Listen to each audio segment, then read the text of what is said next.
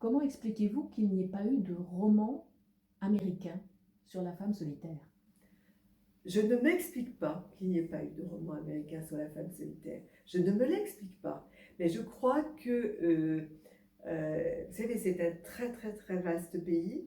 Il a beaucoup de cultures extrêmement différentes. La culture de euh, Manhattan n'est pas celle de la Louisiane, qui n'est pas celle de l'Oregon, qui n'est pas celle de Chicago.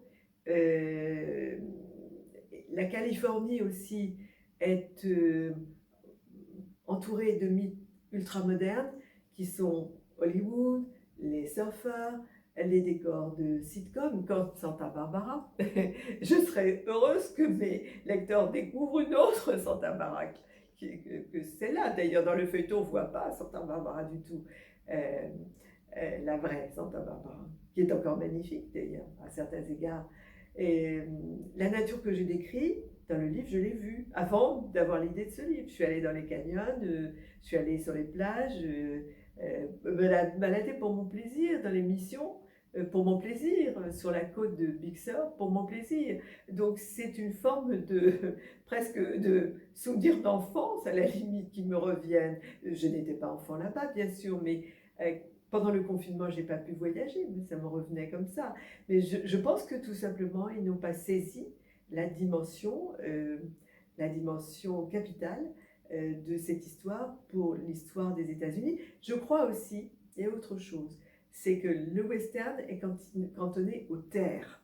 Et j'ai l'impression qu'un certain nombre d'Américains n'ont pas compris qu'il y avait que la côte de la Californie a été un lieu de violence, d'affrontement, d'histoires incroyables et aussi d'extermination des Indiens. Ils n'ont pas encore compris. Ils voient ce qui s'est passé dans les grandes plaines de l'intérieur ou dans les Rocheuses.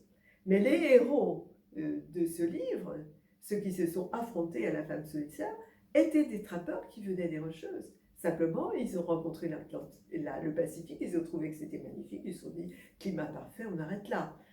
Mais c'est pas un western maritime. Non, c'est pas un western maritime, mais il y a eu des épisodes qui pouvaient s'apparenter dans le passé à un western maritime, avec ces trappeurs, avec cette violence, avec cette haine des Indiens.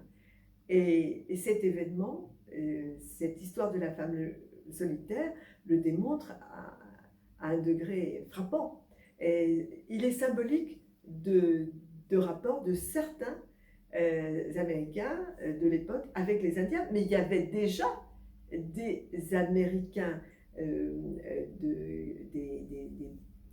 des colonisateurs américains qui étaient là, qui prenaient la défense des Indiens. Et c'est d'ailleurs grâce à eux que j'ai pu trouver des éléments qui m'ont permis, après les chercheurs dont je vous ai parlé, de comprendre ce qui avait pu se passer dans cette île, et avec la femme solitaire, et avec cette tribu qui était la dernière des premiers. C'est-à-dire que les archéologues ont démontré que, avec les objets qu'ils ont découverts, et que cette tribu était d'un groupe qui était des premiers à avoir passé le détroit de Bering pour peupler l'Amérique. Et en quelque sorte, la femme solitaire était la dernière des premiers.